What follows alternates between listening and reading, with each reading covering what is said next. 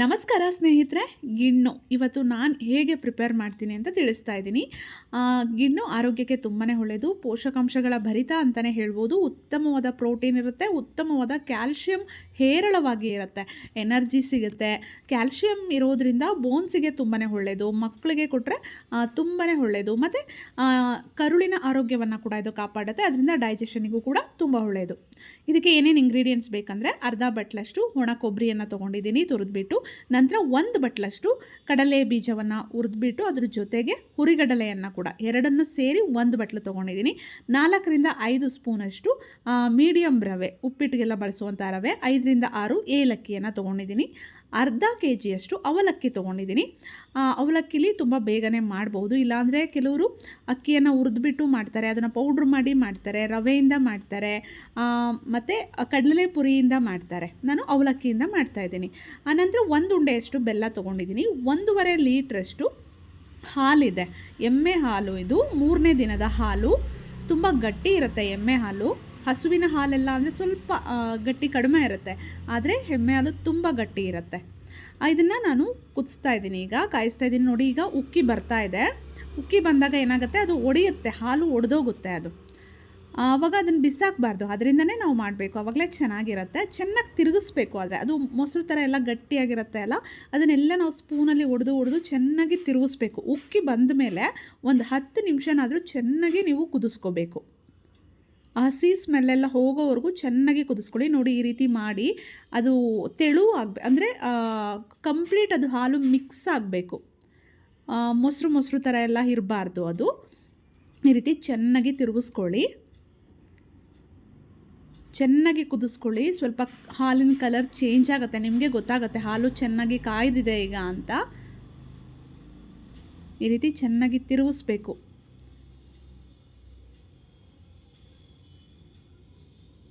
ನೋಡಿ, ಚೆನ್ನಾಗಿ ಎಲ್ಲವನ್ನು ತಿರುಗಿಸಿದ್ದೀನಿ.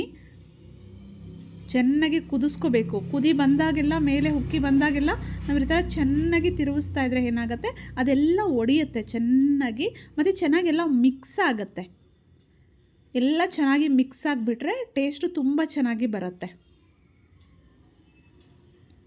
ಈ ಥರ ನೀವು ಉಕ್ಕಿ ಬಂದಮೇಲೆ ಒಂದು 10 ನಿಮಿಷನಾದರೂ ನೀವು ಚೆನ್ನಾಗಿ ಅದನ್ನು ಕುದಿಸ್ಕೋಬೇಕು. ನಂತರ ನೋಡಿ, ಕಡಲೆ ಬೀಜ, ಹುರಿಗಡಲೆ ಎಲ್ಲವನ್ನು ಪೌಡರ್ ಮಾಡ್ಕೊಳ್ಳೋಣ. ತುಂಬ ನೈಸ್ಗೆ ಬೇಡ, ನೀವು ಹಾಲನ್ನು ಕುದಿಯೋಕ್ಕಿಟ್ಟು ಇದನ್ನೆಲ್ಲ ಮಾಡ್ಕೊಬಹುದು.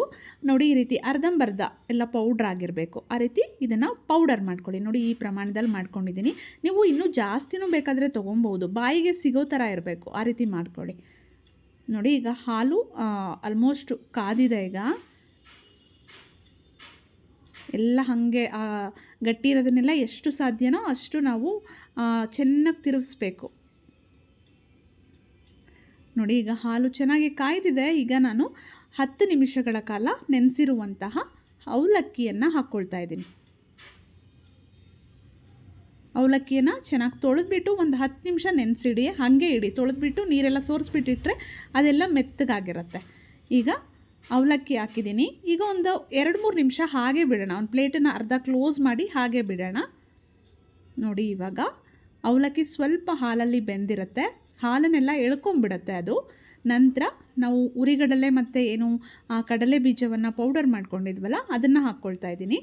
ಇದನ್ನು ಹಾಕ್ಬಿಟ್ಟು ಚೆನ್ನಾಗಿ ಮಿಕ್ಸ್ ಮಾಡ್ಕೊಳ್ಳೋಣ. ಹಾಕಿದ ನಂತರ ಚೆನ್ನಾಗಿ ಈ ರೀತಿ ಎಲ್ಲನೂ ಮಿಕ್ಸ್ ಮಾಡ್ಕೊಳ್ಳಿ. ಇದು ಪಾತ್ರೆಗೆ ಸ್ವಲ್ಪ ಜಾಸ್ತಿ ಆಯಿತು ಅಂತ ಹೇಳಿ ನಾನೀಗ ಬೇರೆ ಪಾತ್ರೆಗೆ ಹಾಕ್ಕೊಳ್ತಾ ಇದ್ದೀನಿ. ಬೇರೆ ಒಂದು ಪಾತ್ರೆಗೆ ನಾನು ಟ್ರಾನ್ಸ್ಫರ್ ಮಾಡಿಕೊಂಡೆ, ಯಾಕೆಂದರೆ ಅದು ತುಂಬ ಜಾಸ್ತಿ ಆಗೋಯಿತು ಅಂತ.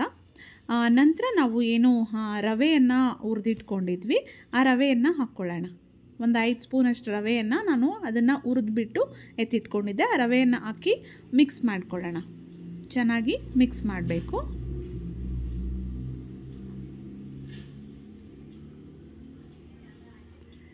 ಗಿಣ್ಣು ಹಾಲು ಯಾವಾಗಲೂ ಸಿಗೋದಿಲ್ಲ, ಸಿಕ್ಕಾಗ ಅದನ್ನು ನಾವು ತಿನ್ನಬೇಕು. ಯಾಕೆ ಅಂದರೆ ಅದರಲ್ಲಿ ಅಷ್ಟು ಉತ್ತಮವಾದ ಪೋಷಕಾಂಶಗಳಿರುತ್ತೆ. ಕ್ಯಾಲ್ಶಿಯಂ ಎಲ್ರಿಗೂ ಅವಶ್ಯಕವಾಗಿ ಬೇಕೇ ಬೇಕು. ಅದರಿಂದ ನಾವು ನಮ್ಮ ದೇಹಕ್ಕೆ ಕ್ಯಾಲ್ಶಿಯಮ್ನ ನ್ಯಾಚುರಲಾಗಿ ತೊಗೋಬೇಕಂದ್ರೆ ಈ ರೀತಿ ಫುಡ್ನ ನಾವು ತೊಗೋಬೇಕಾಗತ್ತೆ. ನಂತರ ಕೊಬ್ಬರಿ ಹಾಕ್ಕೊಳ್ತಾ ಇದ್ದೀನಿ. 1 ಉಂಡೆಯಷ್ಟು ಬೆಲ್ಲವನ್ನು ಪೌಡ್ರ್ ಮಾಡಿ ಹಾಕ್ಕೊಳ್ತಾ ಇದ್ದೀನಿ. ಬೆಲ್ಲ ನೋಡ್ಕೊಳ್ಳಿ, ನಿಮಗೆ ತುಂಬ ಸಿಹಿ ಜಾಸ್ತಿ ಬೇಕು ಅಂದರೆ ಜಾಸ್ತಿ ಹಾಕ್ಕೋಬೋದು, ಕಡಿಮೆ ಬೇಕಂದರೆ ನೋಡ್ಕೊಂಡು ಹಾಕ್ಕೋಬೋದು. ಒಂದು ಸಲ ಮಿಕ್ಸ್ ಆದಮೇಲೆ ನೀವು ಸ್ವಲ್ಪ ಟೇಸ್ಟ್ ನೋಡಿ ಮತ್ತೆ ಸಿಹಿ ಕಡಿಮೆ ಇದೆ ಅಂದರೆ ಮತ್ತೆ ಸ್ವಲ್ಪ ಆ್ಯಡ್ ಮಾಡ್ಕೊಳ್ಬೋದು. ಚೆನ್ನಾಗಿ ತಿರುಗಿಸ್ಕೊಳ್ಳಿ. ಸಣ್ಣ ಉರಿಯಲ್ಲಿ ಇಟ್ಟು ನಾವು ತಿರುಗಿಸ್ತಾ ಇರಬೇಕು. ತಳ ದಪ್ಪ ಇರುವಂತಹ ಒಂದು ಪಾತ್ರೆಯನ್ನು ತಗೊಳ್ಳಿ, ಯಾಕೆಂದರೆ ಇದು ಬೇಗ ತಳ ಹಿಡಿಯುತ್ತೆ. ಚೆನ್ನಾಗಿ ತಿರುಗಿಸಿ ನಂತರ ನೋಡಿ ಬೆಲ್ಲ ಎಲ್ಲ ಕರಗ್ತಿದೆ. ನಂತರ ಏಲಕ್ಕಿ ಪುಡಿಯನ್ನು ಪೌಡರ್ ಮಾಡಿ ಹಾಕ್ಕೊಳ್ತಾ ಇದ್ದೀನಿ.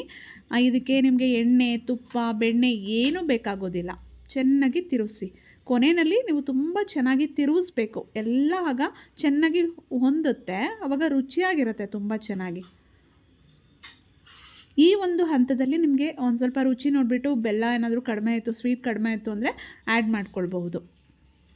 ಬೆಲ್ಲ ಎಲ್ಲ ಕರಗಬೇಕು, ಆ ರೀತಿ ಚೆನ್ನಾಗಿ ತಿರುಗಿಸ್ಕೊಳ್ಳಿ. ತುಂಬ ರುಚಿಯಾಗಿರುತ್ತೆ. ತುಂಬ ಜನ ಗಿಣ್ಣನ್ನು ಮಾಡಿದ ತಕ್ಷಣ ತಿನ್ನೋದಿಲ್ಲ. ಬೆಳಗ್ಗೆ ಮಾಡಿಟ್ಟು ಸಂಜೆ ತಿಂತಾರೆ ಅಥವಾ ರಾತ್ರಿ ಮಾಡಿಟ್ಟು ಬೆಳಗ್ಗೆ ತಿಂತಾರೆ.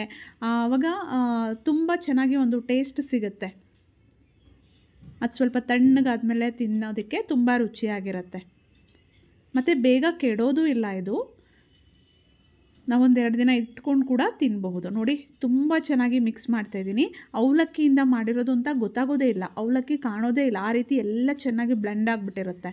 ನೋಡಿ ಈ ರೀತಿ ಚೆನ್ನಾಗಿ ಮಿಕ್ಸ್ ಮಾಡ್ಕೊಳ್ಳಿ ಅಷ್ಟೇ. ತುಂಬ ಸಿಂಪಲಾಗಿದೆ. ಅವಲಕ್ಕಿಲಿ ಪಟಾಪಟ್ ಅಂತ ಮಾಡಿ ಮುಗಿಸ್ಬಿಡ್ಬೋದು.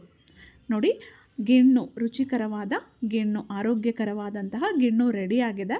ನೀವು ಒಂದ್ಸಲ ಟ್ರೈ ಮಾಡಿ, ಅಥವಾ ನಿಮ್ಮ ಮನೇಲಿ ನೀವು ಯಾವ ರೀತಿ ಪ್ರಿಪೇರ್ ಮಾಡ್ತೀರಾ ಅಂತ ಕಮೆಂಟ್ ಬಾಕ್ಸಲ್ಲಿ ಕಮೆಂಟ್ ಮಾಡಿ ತಿಳಿಸಿ.